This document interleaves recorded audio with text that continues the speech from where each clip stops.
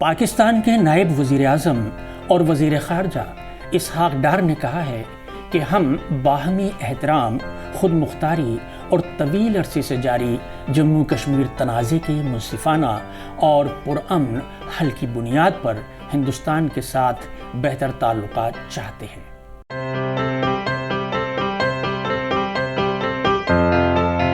आदाब नाज़रीन, मैं हूँ अब्दुल हई खान। पेश है आवाज़ दी वॉइस का हफ्त रोज़ा प्रोग्राम बीच बहस में। हमारा आज का मौजू है पाकिस्तानी वज़ीर की हिंद पाक ताल्लुकात बेहतर बनाने की हिमायत। पाकिस्तान के एक वज़ीर ने माजी में पाकिस्तानी हुक्मरानों की तरह बयान दिया है कि वो पाकिस्तान हिंदुस्तान के साथ दायमी दुश्मनी पर यकीन नहीं रखते और दोनों मुल्क ताल्लुकात को बेहतर बनाने के लिए संजीदगी से गौर करें। हकीकत यह है कि पाकिस्तानी रहनुमा अपने कौल फ़ेल पर कभी कायम नहीं रहे और कसूरवार दूसरों को ठहराते हैं, लेकिन हकीकत यह है कि दोनों मुल्कों के ताल्लुकात पूरे खित्ते को मुतासिर करते हैं और उसके असरात से पाकिस्तान को ज़्यादा नुकसान होता है। आइए आज हम पाकिस्तान ताल्लुकात पर बातचीत करते हैं बैनुल अक़वामी उमूर के माहिर डॉक्टर ज़ाकिर हुसैन से। डॉक्टर साहब, आवाज़ दी वॉइस के स्टूडियो में आपका खैर मकदम है। शुक्रिया। सबसे पहले मैं आपसे यही जानना चाहूँगा कि पाकिस्तान के ज़ाहिर है बड़े वज़ीर हैं, वज़ीर ख़ारजा, अहम ओहदेदार हैं, उन्होंने अपनी एक तकरीर में इस बात पर फिर तवज्जो दिलाई है, बल्कि दोहराया है अपने लीडरों की बातों को कि हिंदुस्तान और पाकिस्तान की वो दोस्ती की हिमायत करते हैं। आखिर ऐसे कैसा मुमकिन हुआ डॉक्टर साहब, उन्होंने कैसे सोचा? देखिए, जो उन्होंने हिमायत की बात की है, उन्होंने कहा है कि हमारे रिलेशन जो है ताल्लुकात तनाज़े में रहा, लेकिन हम इसको लंबे वक्त तक नहीं खींच सकते हैं और हमको कहीं ना कहीं आके एक शुरुआत करनी चाहिए। और उनका फोकस जो था इकोनॉमिक्स इक़्तिसादी डायरेक्शन में ज़्यादा रहा है। अब उन्होंने इस वक्त क्यों कहा, ये पहला नहीं है बल्कि उनका दूसरा है। जब ये फॉरेन मिनिस्टर बने थे लंदन में कुछ ऐसे ही स्टेटमेंट दिया था, फिर इन्होंने जब डिप्टी प्राइम मिनिस्टर हैं, फॉरेन मिनिस्टर भी यही हैं, फिर इस तरीके से एक स्टेटमेंट देते हैं। तो अब ये क्यों इस वक्त कह रहे हैं, ये बहुत ज़्यादा मानेखेज़ है, क्योंकि पाकिस्तान की अगर अंदरूनी और बैरूनी जो हालात हैं उसको देखें तो पाकिस्तान एक ऐसी कंडीशन में आ गया है कि या तो अपने नेबर से अच्छे रिलेशन बनाओ या तो फिर जो है अपनी कंट्री को फिर एक बांग्लादेश जैसे डिवीज़न की तरफ ले जाओ। अभी उनके यहाँ जो पॉलिटिकल बहरान जो हुआ है उसको देखते हुए लग रहा है जो गवर्नमेंट जो है अभी वो वहाँ की पब्लिक एक्सेप्ट नहीं कर रही है, तो वहाँ पर एक अलग तरीके का एक माहौल बना हुआ है। उसका मेन रीज़न जो है इकोनॉमिक क्राइसिस है। पाकिस्तान बिल्कुल कोलैप्स हो गई इकनॉमी, ट्रेड बिल्कुल बंद हो गया है, 40% इन्फ्लेशन वहाँ पर हो गया है, 40% से ऊपर पब्लिक जो है पावर्टी लाइन के नीचे चली गई है दुनिया में, जबकि ये हो रहा है कि पावर्टी कम हो रही है, लेकिन पाकिस्तान में पावर्टी बढ़ती जा रही है। चीज़ें जो है कुछ फैमिलीज़ के हाथ में कंसंट्रेट हो जा रही है। और सबसे बड़ी बात जो इस वक्त आई है कि आर्मी के ऊपर जो है क्वेश्चन मार्क लगे हैं कि अभी तक तो आर्मी ये सोचा जा रहा था कि आर्मी ही एक ऐसा फैक्टर है जिसने पाकिस्तान के फलाह व बहबूद उसकी सॉवरेनिटी इंटीग्रिटी को मेंटेन रखती है, लेकिन आर्मी में ने जिस तरीके से बिहेव किया है उससे ये लग रहा है वहाँ की आवाम आर्मी से भी जो है उसका कॉन्फिडेंस कम हुआ है, बहुत ज़्यादा कम हुआ है। तो ये उनका अंदरूनी मसला था। उनको एक ट्रेड चाहिए, एक बड़ी इकनॉमी चाहिए, सस्ता ट्रेड चाहिए जो कि हिंदुस्तान उनको देता था और फिर दे सकता है।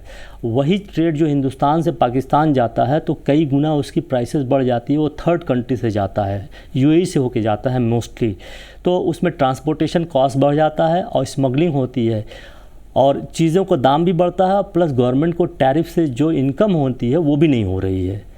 तो अभी जो है करंट में जो ट्रेड की साइज़ है वो 1 बिलियन हिंदुस्तान एक्सपोर्ट करता है और करीब 40 मिलियन के बराबर जो पाकिस्तान एक्सपोर्ट करता है, मिलियन नॉट बिलियन, मिलियन। जबकि जो है टैरिफ जो है हिंदुस्तान ने 2019 के बाद से 2% बढ़ा दिए हैं पाकिस्तानी इंपोर्ट पर। और पाकिस्तान ने भी 2019 के बाद जब एक हमारा एक्ट आया कश्मीर को लेकर, 2 यूनियन टेरिटरी में आर्टिकल 370 को हमने अबॉलिश किया और जम्मू एंड कश्मीर को 2 यूनियन में डिवाइड कर दिया, तो उसको लेकर उन्होंने अपने ट्रेड को बैन कर दिया।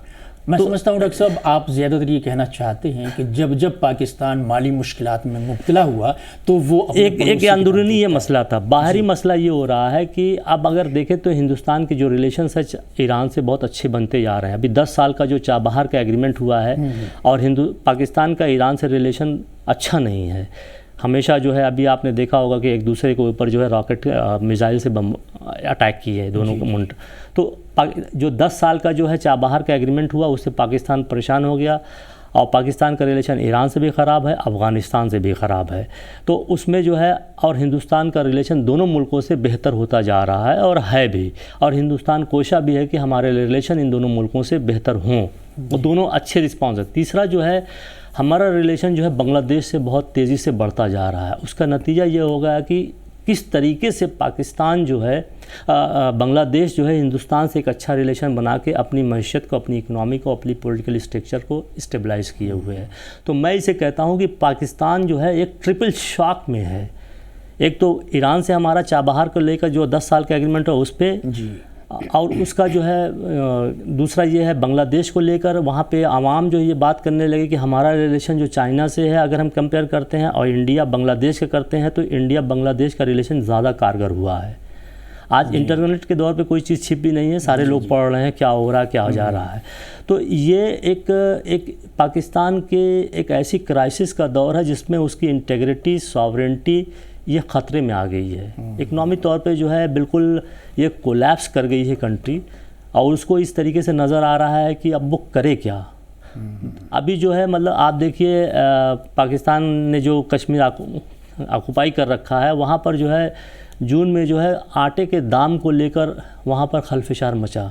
आटे का दाम इतना ज़्यादा बढ़ गया है, फ्यूल की इतनी क्राइसिस हो गई है, रोज़मर्रा की चीज़ों में इतनी कमी आ गई है, उसका इन्फ्लेशन 40% पहुँच गया है। तो आम पब्लिक की जो लाइफ है बिल्कुल बहुत ही टफ हो गई है। डॉक्टर साहब, मैं एक सवाल और इस सिलसिले में पूछना चाहूँगा कि जब जब पाकिस्तानी हुक्मरान हिंदुस्तान के साथ दोस्ती की बात करते हैं तो वो उसमें इंसाफ और खुलेपन का जिक्र ज़रूर करते हैं। आखिर क्या मतलब है इसका? इंसाफ और खुलापन क्या होता है? इंसाफ और खुलापन, उनको ये खदशा रहता है कि हिंदुस्तान एक बड़ी इकनॉमी है, बड़ी कंट्री है, अगर हम उस तरीके से बात करेंगे तो कहीं हमारे ऊपर हावी ना हो जाए, जबकि वो एक खदशा उसका सही नहीं है।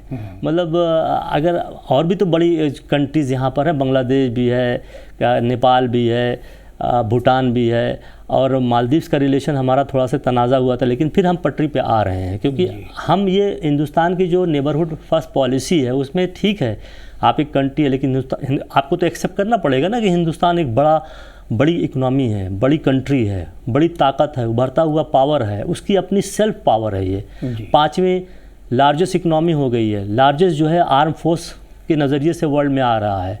इंडियन ओशन में, इंडो पैसिफिक ओशन में, वर्ल्ड में जो है यूएस जो है इसकी तरफ आ रहा है, रशिया इसकी तरफ आ रहा है। तो आप इस चीज़ को काउंटर तो नहीं कर पाएंगे ना, ये तो एक इसकी नेचुरल कैपेसिटी है। आप जो है जिस हिसाब से आप हैं उसी हिसाब से आप अपनी जो है चीज़ों को फैलाइए। अब कोल्ड वार में आपकी पॉलिटिकल स्ट्रेटजिक पोजीशन अमेरिका ने एक्सप्लॉयट किया, उसमें आपको एक बिला वजह की जो है खाम ख्याली दे दिया कि आप बहुत इंपॉर्टेंट पावर है इस रीजन में, जो चाहे कर लें। आप उसी में अभी उसी मुगालते में पड़े हुए हैं। और इधर जो है फिर देखते हैं एक दूसरा मुल्क जो है चाइना है, आपकी पुष्पनाही पे मतलब पुष्पनाही करता रहता है, आपको पीठ थपथपाता रहता है, तो आप सोचते हैं कि आप यहाँ बहुत बड़े पावर हैं, लेकिन एक्चुअल में हो क्या रहा है आप खुद देखिए। पाकिस्तान की जो हालात है उस पर कहने की या पाकिस्तान बैशिंग नहीं हम कोई करता है अब, लेकिन पाकिस्तान की तरफ हम देख भी नहीं रहे हैं। अब अभी जो है कितने भी इजलास हुए हमने उनको नहीं बुलाया, इवन कि मोदी 3 गवर्नमेंट में G20 में हमने उनको नहीं बुलाया, कोई मतलब डिस्कशन ही नहीं हुआ, ना वर्ल्ड ने किया, ना उनके सबसे चहेते कंट्री ने भी उनकी बात नहीं उठाई।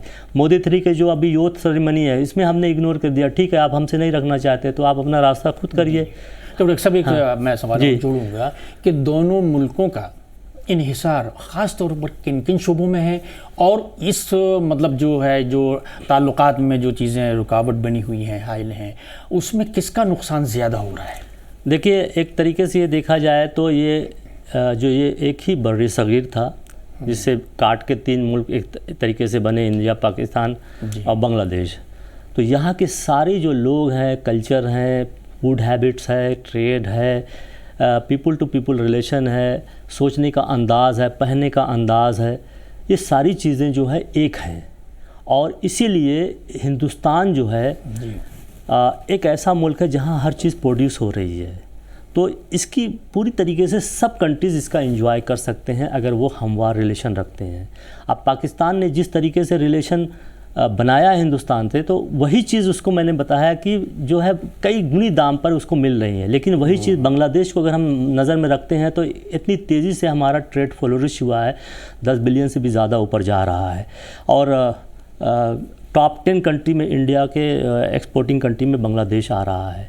और जिस तरीके से हमारा जो है कॉपरेशन बढ़ रहा है, वही सारी चीज़ें पाकिस्तान के भी साथ हैं, सारे मुल्क। तो ये चाहे इकनॉमी हो, चाहे जो टेली कम्युनिकेशन हो, चाहे कल्चर हो, चाहे खान पान हो, चाहे ड्रेसिंग हो, चाहे खेल कूद का हो, तमाम शोबों में एक सानियत है। और हिंदुस्तान की चीप इकनॉमी से पाकिस्तान काफ़ी फ़ायदा उठा सकता है। लेकिन और इस तनाज़े से पाकिस्तान को ही नुकसान हुआ, हमें क्या नुकसान हुआ है? हमारी इकनॉमी जो है 5th लार्जेस्ट इकनॉमी बढ़ती चली जा रही है, उनका क्या हालात हो रहे हैं? हमें तो कोई नुकसान हो नहीं रहा है।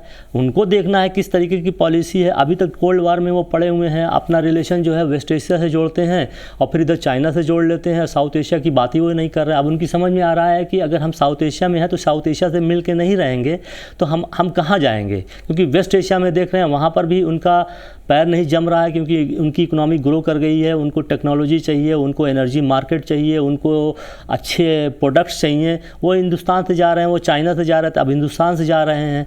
वो अगर आप कामगारों की उसमें ले लीजिए तो हिंदुस्तान पाकिस्तान से कई गुना है। रिमिटेंसेस भी हम जो वेस्ट एशिया से कई गुना पाकिस्तान से ज़्यादा पा रहे हैं। क्यों हमको बुला रहे हैं? हमारे अंदर क्वालिटी है, हमारे मैन पावर में एक क्वालिटी है। तो अब पाकिस्तान को ये समझना पड़ेगा ना कि वो किस तरीके की पॉलिसी चाहता है। वो कहते हैं अभी दार साहब ने कहा कि ठीक है हम एक रिलेशन बनाना चाहते हैं, वो इकोनॉमिक रिलेशन बनाना चाहते हैं अपनी इस ट्रबल शूटिंग इकोनॉमी को सही करने के लिए। लेकिन पाकिस्तान के अंदर क्राइसिस क्या है कि वहाँ पे 2 पोल हैं, एक आर्मी है, दूसरी जो है सिविल गवर्नमेंट है। सिविल गवर्नमेंट का काम सिर्फ जैसे जो है प्रेसिडेंट होता है ना, सिर्फ मतलब रबर स्टाम्प। तो आप ठीक है अपनी अंदरूनी पॉलिसी करते रहिए, स्टेटमेंट देते रहिए, अगर इस तरीके का मसला आएगा वो आर्मी ही करेगी। लेकिन आर्मी का इंटरेस्ट जो है इंडिया से तनाज़ा मेंटेन करने में ही है, ताकि उनको फ़ायदा होता रहे, आर्म्स का फ़ायदा हो। आप देखिए उनकी आर्मी में कितनी करप्शंस हैं, क्योंकि वो उनके आर्मी जनरल रिटायर होने से पहले ही जो है उसका घर जो है अमेरिका या यूके में बन जाता है। वो रिटायर होते ही फटाक से चला जाता है। बाजवा का देखिए कितना बड़ा करप्शन करके चले गए। इसी तरीके से पहले भी जितने भी आर्मी के जनरल हुए हैं इस तरीके से हो रहा है उनके जितने भी। तो ये जो करप्शन है ये आर्म्स डील में हो रहा है, उसमें जो है डिफेंस ऑफसेट उनको मिलता है। ये सारी चीज़ें जो आप अगर देखिए तो बिल्कुल मिसमैच कर रही हैं और आर्मी पाकिस्तान की सिविल गवर्नमेंट को नज़दीक नहीं आने दे रही है। उसमें जो है कहीं ना कहीं शोशा निकाल दीजिए। अभी ट्रेड पर ही देख लीजिए कि उसने कहा कि इशाक दार साहब ने तो कह दिया, लेकिन आर्मी उसमें फिर आएगी अपनी कंडीशन लगा के कि भाई जब तक कश्मीर का मसला सॉल्व नहीं होगा। तो ये अब हमने मनमोहन सिंह के द्वारा आई के गुजराल के ज़माने में प्राइम मिनिस्टर के एक कहा कि भाई देखिए कश्मीर एक मसला है दोनों कंट्रीज़ के बीच में, हम नेबर नहीं बदल सकते। उनका कहना है कि पहले कश्मीर सॉल्व करिए फिर दूसरी चीज़ें सॉल्व करिए। हमारा कहना है कि चलिए ठीक है, मान लिया कश्मीर एक प्रॉब्लम है हमारी, तो उसको सॉल्व करने के लिए हमें और रिलेशंस को इम्प्रूव करना चाहिए, पीपल टू पीपल रिलेशंस को इम्प्रूव करना चाहिए, कल्चरल एक्सचेंजेस बढ़ाने चाहिए। ये बात भी कही गई कि कश्मीर के इन ताल्लुकात को बेहतर करने के लिए कश्मीर के मसले को हाल फिलहाल एक तरफ रख दीजिए। इसको हम इम्प्रूव कर देंगे तो दिल में जगह आएंगी, चीज़ों को सोचने का नज़रिया बदलेगा, एक साथ रहने का एक अंदाज़ा आएगा। जो कि आप देखिए आज पाकिस्तान क्यों इकोनॉमिक रिलेशन को बनाने की बात कर रहा है। 2011-12 में जिस तरीके का रोड मैप तैयार किया गया था उसमें यह था कि पूरा इकोनॉमिक रिलेशन बढ़ाएगा इंडिया, एक तरफा नहीं। एक तरफा इंडिया ने एक्सेप्ट कर दिया था कि हम बड़ी इकोनॉमी हैं, हम आपके ऊपर उतना टैरिफ नहीं लगाएंगे, हम आपको टाइम देते हैं, 5 साल का टाइम देते हैं, उसमें जो है आप फिर मोस्ट फेवर्ड नेशन का हमने स्टेटस दे दिया 1995 में। आज तक पाकिस्तान ने नहीं दिया, जो कि हमने 1919 में कैंसिल किया ये पुलवामा अटैक के बाद। तो अब पाकिस्तान की समझ में वो जानता खूब है वो अपने ही पब्लिक को बेवकूफ़ बना रहा है। दुनिया भी इस तरीके से पूरी तरीके से जानती है, इसलिए उसकी कोई कहीं बातचीत नहीं हो रही है। अब पाकिस्तान को ये एक कंसिस्टेंसी लाना पड़ेगा, कहना कथनी और करनी में जो है। एक सवाल मेरा और ये था, समझना चाहते थे हम अपने क़ारीन के लिए, कि अक्सर ये कहा जाता है कि जनूब एशियाई मुल्कों की जो तंजीम है सार्क, जी, पाकिस्तान इल्ज़ाम लगाता है कि हिंदुस्तान का उस पर ज़्यादा असर है, ज़्यादा मुतासिर करता है उसकी कारकर्दगी को, तो इसमें कहाँ तक सच्चाई है इस इल्ज़ाम में पाकिस्तान? देखिए, बात वही आ जाती है ना कि अगर आपका कंट्रीब्यूशन ज़्यादा है तो आपका स्पेस भी ज़्यादा हो जाएगा ना। आप क्यों नहीं, आपने अपनी इकोनॉमी को क्यों नहीं ग्रो किया? आज क्यों हर जगह जो है आप डेट ट्रैप में फंस गया। डेट ट्रैप एक ऐसी सिचुएशन होती है जब कर्ज़ का जो इंटरेस्ट पे करना होता है उसको पे करने के लिए फिर आप कर्जा ले रहे हैं। जी। तो आप, हिंदुस्तान ने क्या आपको फंसाया डेट ट्रैप में? आपकी अपनी पब्लिक ने बताया, आपके अपने हुक्मरानों ने फंसाया। तो अगर सार्क बना था और उसके अंदर साफ्टा एक जो था ट्रेड का वो था, उसमें यही था कि एक सार्क एक खित्ता है जिसमें 2 बिलियन पॉपुलेशन रहती है और दुनिया की सबसे गरीब में आबादी में आती है। तो इसको हम आपस में मिल के आगे सारे रिसोर्सेज को इकट्ठा करके, मुजीबुर रहमान ने दिया था बांग्लादेश के सार्क का जो कंसेप्ट था। तो अगर हम इसको इकट्ठा करते हैं और लेन देन करते हैं तो इसके ग्रोथ को कोई रोक नहीं सकता है। आज सार्क विदाउट पाकिस्तान तो चल रहा है ना, सार्क नहीं चल रहा है तो हिंदुस्तान ने बिम्स्टेक कर लिया, तो उसमें और भी मुल्क तो आ ही गए ना। आप तो अलग खड़े हुए हैं हाशिए पे। अब ये देखना है कि आप ही सिर्फ सही हैं, 7-8 मुल्क जो हैं एक साथ, अफगानिस्तान से लेके म्यांमार तक लोग जो हैं इसमें जुड़ रहे हैं। आप ही को लगता है कि यहाँ पर हिंदुस्तान जो है अपनी जो है हेजुमोनी, जिसे गंदा वर्ड है दादागिरी कहते हैं, वो हम नहीं यूज़ करना चाहते, हेजुमोनी मेंटेन करता है। आप ही को लगता है सिर्फ, और इंडिया के बगैर आप प्रोग्रेस कर लिए होते। इंडिया ने रोका तो थोड़ी है। आप एक सॉवरेन, खुद कफिल सॉवरेन नेशन है। आज़ादी आपने लिया कि दो कम्युनिटीज़ एक साथ नहीं रह सकती। यहाँ पे हिंदुस्तान में तो दोनों एक साथ रह रहे हैं। अब आपको क्या प्रॉब्लम हो गई भाई? आप यहाँ खाना जंगी इतनी ज़बरदस्त चल रही है कि वो हिंदुस्तान में सोचा भी नहीं जा सकता। मस्जिद में घुस के एक दूसरे को मार रहे हैं आप। क्या हिंदुस्तान ने आप किया है? क्या हिंदुस्तान ने किसी को या कोई और मुल्क किसी को तैयार कर सकता है कि आप गलत काम न करिए जब तक आपके अंदर वो उनसुर ना हो? डॉक्टर साहब, बज़ाहिर हिंदुस्तान और पाकिस्तान, ये देखा जाता है कि हिंदुस्तान और पाकिस्तान के अवाम आपस में एक दूसरे से मिलना चाहते हैं, लेकिन जाहिर है दोनों मुल्कों में हिंदुस्तान का भी जो असर है या हिंदुस्तान का भी जो नज़रिया है वो भी सामने है, और पाकिस्तान का भी, जैसे बहुत सी बातें आपने बताई अभी। तो ये कहाँ तक सच्चाई है कि दोनों मुल्कों के अवाम तो चाहते हैं, लेकिन हुक्मरां ख़ास तौर से वहाँ, जैसे अभी आपने जिक्र किया कि फ़ौजी तसल्लुत का, इसमें क्या चीज़ सबसे ज़्यादा हाइल है? देखिए, दोनों मुल्क में बड़े अच्छे जो है people to people relation, public diplomacy, बहुत अच्छा पोटेंशियल स्कोप है। अब फ्यूचर पास में ऐसा हुआ भी है, और अभी भी लोग ख्वाहिशमंद हैं, ख्वाहा हैं दोनों तरीके से, क्योंकि बहुत सारी ऐसी चीज़ें हैं जिससे मिल के अगर लोग करते हैं तो एक नई चीज़ें निकल के आएंगी। जैसे कहा जा रहा था कि डिस्कशन था कि अगर हिंदुस्तान पाकिस्तान मिलके एक टीम क्रिकेट की बनाए तो दुनिया में कोई नहीं हरा सकता। उनके कुछ बॉलर्स अच्छे हैं, हमारे बैट्समैन अच्छे हैं, उनके कुछ और फील्डर्स अच्छे हैं, हमारे फील्डर्स अच्छे हैं, तो उसका कोई एक नायाब टीम बनेगी। इसी तरीके से और भी शोबे में मिलाकर अभी हो सकता। अभी एक स्टडी की गई है कि अमेरिका में एक स्टडी हो गई है, उसमें जो है ये स्टडी क्यों कराई गई है ये देखने वाली बात है, क्योंकि उस पर इसके बड़ा पस मंज़र में एक जियो स्ट्रेटजी भी काम कर रही है।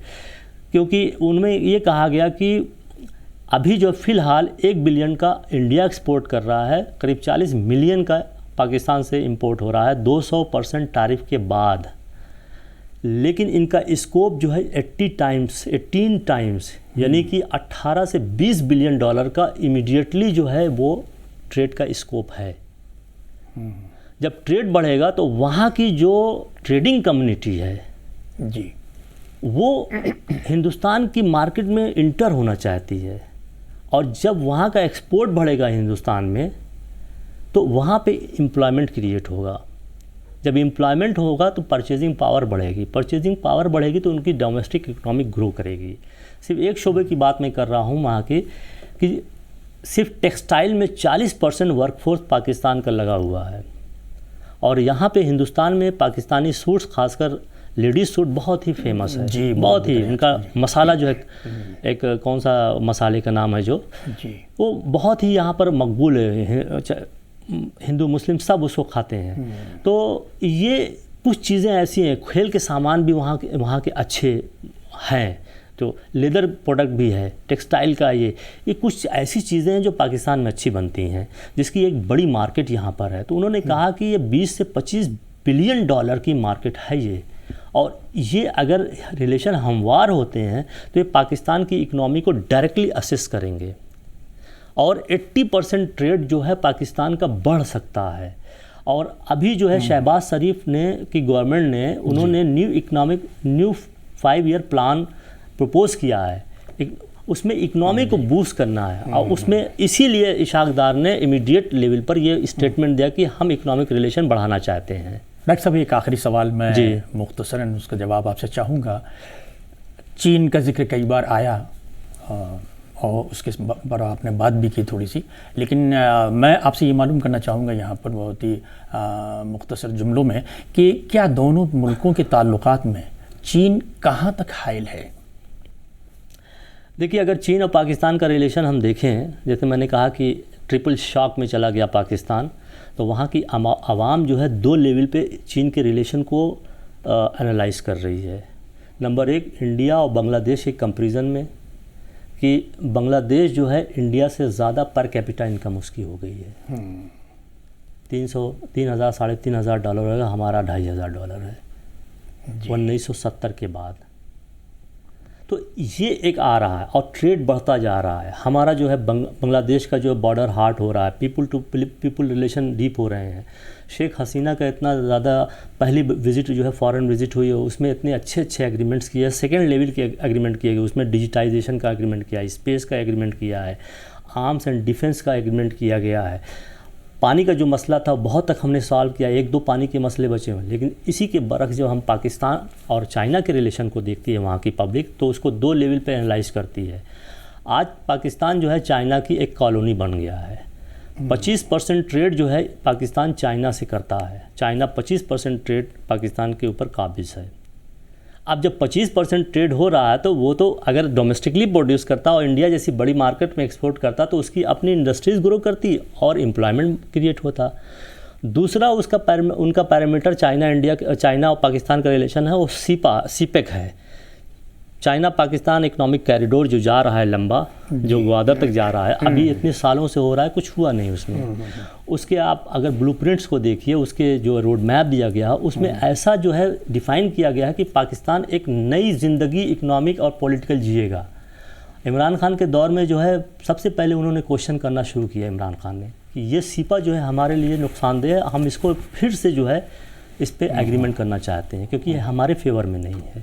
तो ये 2 पैरामीटर में हम जब देखते हैं चाइना को, तो वहाँ पे एक खलफशार मिला है। इवन कि इंटेलिजेंशिया में, पढ़े लिखे तबके में, यूनिवर्सिटीज़ में, एकेडमिया में ये सवाल उठ रहे हैं। दूसरी तरफ हम ये देख रहे हैं कि अब वक्त आ गया है कि चाइना जब पूरी दुनिया में इस तरीके से देखा जा रहा है, तो हमको भी कहीं ना कहीं रोल अदा करना है कि चाइना के घर में घुस के एक डिप्लोमेसी करनी है। चाइना के 2 आर्म्स, एक पाकिस्तान है वेस्टर्न फ्रंट पे, दूसरा है जो नॉर्थ कोरिया। तो शायद वो जिस रिपोर्ट का मैंने जिक्र किया कि अभी निकली है कि क्या पोटेंशियल है, दोनों कंट्रीज़ में क्या कर सकती हैं मिलके, शायद उसी तरीके का एक इशारा किया जा रहा है कि हिंदुस्तान कहीं ना कहीं जो है इसमें कुछ ना कुछ अपनी कंडीशन को लेते हुए कुछ ना कुछ पाकिस्तान को जो है चाइना के खेमे से अलग करने की कोशिश करे, और ये ज़रूरी भी है। तो डॉक्टर साहब, ये समझा जाए कि चीन कहीं ना कहीं ज़्यादा असरअंदाज है और वो पाकिस्तानी हुक्मरान यानी दूरबीन से नहीं देख पा रहे हैं उसको। जी, मतलब बिल्कुल ये आप बिल्कुल सही कह रहे हैं, लेकिन देख रहे हैं आम एलीट जो वहाँ का है उसका इंटरेस्ट अटैच है, आर्मी का इंटरेस्ट अटैच है। आप देखिए, जब भी कोई भी जो है चाइना में कोई नया बदलाव आता है, पाकिस्तान में कोई गवर्नमेंट बदलाव आती है, या तो प्राइम मिनिस्टर जाता है या तो आर्मी चीफ, अभी दोनों विजिट करके आए। जी डॉक्टर साहब, बहुत बहुत शुक्रिया हम आवाज़ दी वॉइस से बातचीत करने का। नाजरीन, अभी हमसे हिंदुस्तान पाकिस्तान ताल्लुकात पर डॉक्टर जाकिर हुसैन साहब बातचीत कर रहे थे। आइंदा हफ्ते इसी तरह के किसी अहम मौजू पर हम आपके सामने फिर हाजिर होंगे।